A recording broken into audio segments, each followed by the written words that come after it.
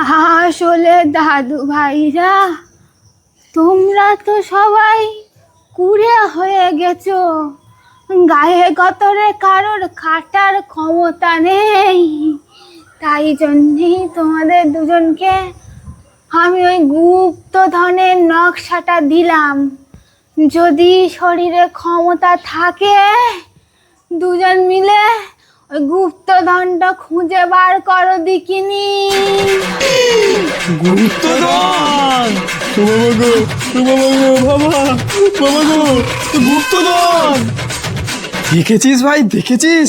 বুড়িটার মনে হয় সুমতি ফিরেছে। এই চুপ চুপ, বুড়ি নয়, ঠাম্মা ঠাম্মা। গুপ্তধন দিল না। ঠাম্মা আসছে।